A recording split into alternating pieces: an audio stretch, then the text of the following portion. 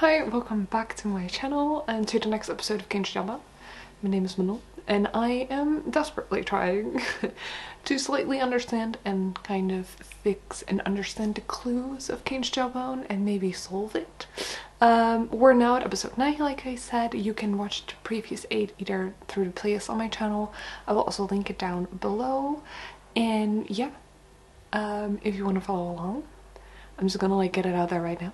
Subscribe to my channel. You'll get updated, specifically if you're put on the bell. And yeah, let's just immediately get started to the 4 pages that we have this time. So what we do with the pages, I'm usually relatively short on them. I just only mention the clues that I think are interesting or have some substantial information. There usually are a few more that either I just don't understand or I'm not really sure of. You can find all the clues that I find on the page on the document description box down below, so you can read all of them. There are people who have commented in the past few weeks on it. I haven't put those clues in my document yet, but I am working on it. So those will definitely show up as well. Anyways, let's start with the first one. Alright, so the first page is page number 100. Names mentioned is Henry and who was it? Henry and May, who are specifically mentioned. I'm pretty sure the POV is also male, and we're talking about human Henry, because in the previous video we have kind of looked that there are multiple Henrys, which we've been suspecting for a while, and in the previous video I was like, I'm already convinced one Henry is a dog, but this one really literally talks about a job, working together with the POV and with other people, so I'm assuming it seems to reference certain actions that a human being can do and a dog can't. So yeah, human Henry. Then there are a lot of clues on this page that I can know that I have no idea what it means. It mentions a Scotland Yard. I'm pretty sure that Henry and May are the ones that are involved in the criminal side and the criminal organizations and everything, because this one mentions Woolworths, which is this really big chain, I think, or just singular store, department store that caters to the more elite of society, the richer people, the ones that have a lot more money to spend. And we've seen in previous pages that there was a couple that actually spend a lot of money and expend their money in big and very luxurious department stores and streets within London. Okay, so the next one that I've seen is the Kursaal, I think is how we say it, I'm not really sure, but it's this big amusement park in Essex in the UK. I feel like it's interesting to remember because at that point I think it was an amusement park. It was an amusement park, but at the time of the book was written, there were also greyhound racing, there was it was a marine park, and there was a football club in it. And by football I mean soccer and not American football. And I think that the greyhound racing is important because we've seen on other pages that there are people who are gambling and people gamble on dog races. Okay, so we have only one more clue that I felt actually has some information on it, and that is a saying, which is, "Here I shake of the burr o' the world, men's congregation shun," which is a poem by Francis Thompson. And I don't think poem is the right word for it, because it's anthem of the earth, I think it stands for.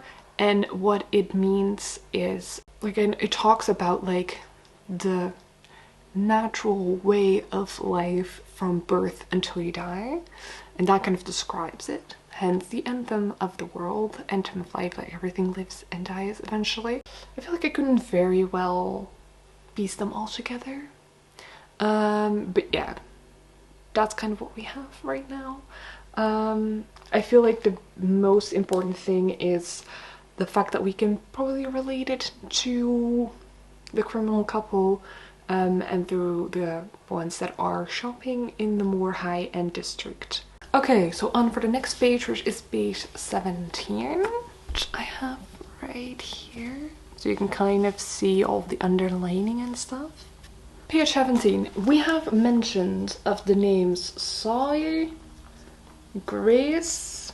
So we have one part on the page that says, with the moon on the one hand and the dawn on the other, which is a reference to a poem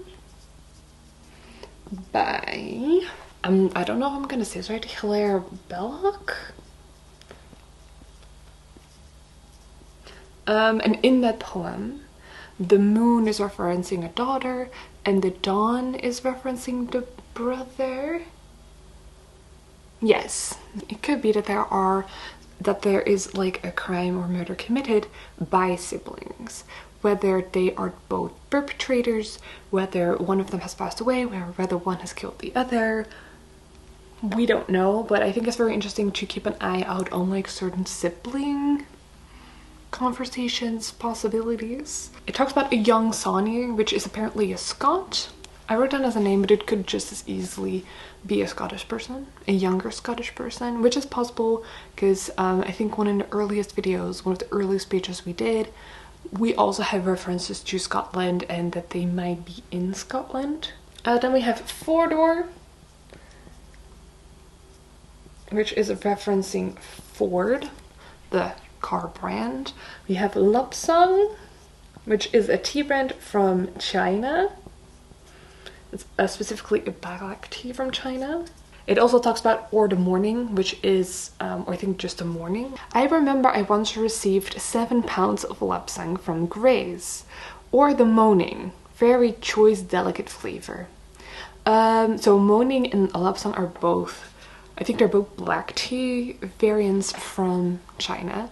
That was gifted to the person by Grace, which we have here. So this one is probably more related also to the rich people and the ones that are in Scotland. So maybe it is one of those pages that is in between those two storylines, sort of, because there are multiple narrators in this book. So maybe this one is kind of a bridging between the Scottish narrator and talk about Scotland, or the narrator talks about Scotland, and the narrator that talks a lot about the wealthier, richer people. So we're going to the next page, which is page 55. Look at that, or 52. Apologies, 52. Okay, see it all here. There are multiple ones. It talks about a cardinal.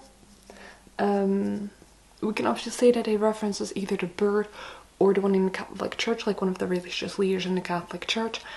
My money is on the last one because we have talked about churches and have talked about multiple different people within the church and different standing of it, I think. Or I think we are also somewhere a mention of the Pope. And that person, the cardinal, was acquitted or was found not guilty of, and then it talks, which it says is the affair of the Queen's diamond necklace. And the Queen's diamond necklace is a reference to something that happened in the French French monarchy around the time of Marie Antoinette. Like, we can talk about her as King Louis the something. I think it's like the 14th, 13th, I don't know. They mention it, doesn't matter. Just know, like, Marie Antoinette, like, we're talking rising of the French Revolution just after that. A lot of displacement towards, like, the French, like, elite. But what happened, the story of the Queen's diamond necklace, is that the king had, like, one of the outrageously expensive necklace made. The Queen's diamond necklace. And Marie Antoinette has also signed for it, and she was like, no. And then her signature was forged by one of her servants. And they were like, we can't afford this. It's too expensive. Which obviously helped into the rising of the French Revolution. But I think it's kind of interesting to take, like, maybe there's a revolution, maybe someone's signature is being forged, maybe we're talking too much money is spent and someone isn't able to, like, pay it back. Maybe it has something to do with the church that we talk about sometimes on the pages. We don't know. But it is a good story to end. I think there are now too many unknown factors that we have to really pinpoint what in this story it all relates to. But we definitely have a lot of ways we can interpret this and how it is relevant to a murder. Then we have the sentence of someone's like gambling among the daisies. Now, I was like, I don't know what gambling means, but apparently it's Welsh. And it's kind of the same meaning, are very, very similar to frolicking. Among the daisies, it's like, okay, important to remember, it's a Welsh word. So maybe the perpetrator is Welsh, maybe the victim is Welsh.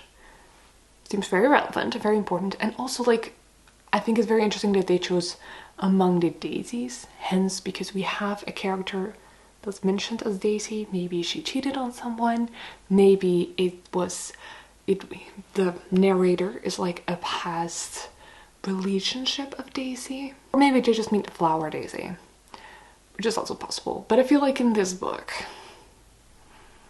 there are no that was just funny to write, means nothing, or maybe that's what he thought we would think. And I was like, there's no way that it doesn't mean Daisy. And I was like, they're gonna think it's Daisy and I'm gonna put this in and it means nothing. Because honestly, with the amount of clues we get, I feel like that's a very possible thing. I'm 100% sure that there are clues in here that we're just like, don't mean to anything, or just like is one of the other millions of possibilities that just like aren't true. And then we talk about a sandwich of Westphalian ham. So this is a very more, especially at that time, was seen as a very elite, more decadence way of ham that was from Germany, which showcases, it mentions in the text as well, but showcases that the person that the narrator's interviewing has a very expensive taste. So again, possibly a reference to the previous page, Woolworths, maybe someone else. They rich, because this was like a luxurious decadency, and he's just like putting it on sandwiches and has multiple of them and kind of showcases of his wealth to the narrator / interviewer. And then we're going on to the last page. The last page, page 28. This is it. I need to check all the clues that I have. There are not many. There are 4 of them. But I think that these, and as far has a relation to page 4, which is, I believe, our first video. Second video. First video I tried to make connections and failed miserably. So we're doing the second video. I did the first 4 pages, and I think page 4 is one of them. If it isn't on that one, it's in episode 3. Because it was not much later, where we talk about someone who like looks at a church and from a certain side and a certain way and sees people. So does this narrator. He looks at specifically the Buckley Church in Kent, which is a real church, it still exists. There are multiple. So in Buckley, which is the St. Nicholas Church, most notably there are multiple things to think about. When we're talking about Buckley Church, it's one of the more haunted towns, or one of the most haunted towns in either UK or England. I don't know, like, to be fair, I'm gonna say England because for some reason I feel like Scotland takes probably the throne with haunted stories. I don't know if this is true, feel free to correct me. So whether we're talking about the fact that it was haunted, or this person actually really saw someone, maybe it's relating to the cardinal in the previous pages that we mentioned, it's very important. I'm relatively sure that this page 28 and page 4 are closely linked in the way that they're discussing, in the way that the narrator looks at the church. And he is reading a book by Oscar Wilde, which is called The Importance of Being Earnest. I see what you did there. Also important to note, which I'm like just realizing, is that this person is reading Oscar Wilde, and if there's one thing we've learned is that there is one narrator who loves quoting Oscar Wilde. So it could be related to those pages as well. I won't know at the top of my head exactly which pages they are, but I think that those are also like closely related, or maybe done by the same narrator. So we'll work on that. That's all we know about this page. I feel like this is a page that lends itself very well to be connected to already existing pages that we have seen, specifically page 4. Like I mentioned 600 times before. Look, I mean, it's the most important clue I have in this video and for this page, because there were not a lot of things I could get from the page. So that's kind of it for right now. I hope it helped you out a little bit. I know I go through them relatively fast. Like I said, in the link with the document down below, you can read them more slowly. So yeah, that's kind of it for today. I hope you guys enjoyed. Maybe hopefully there were some new discoveries for you as well. And then I see you guys again next time. Thank you so much for watching. Bye.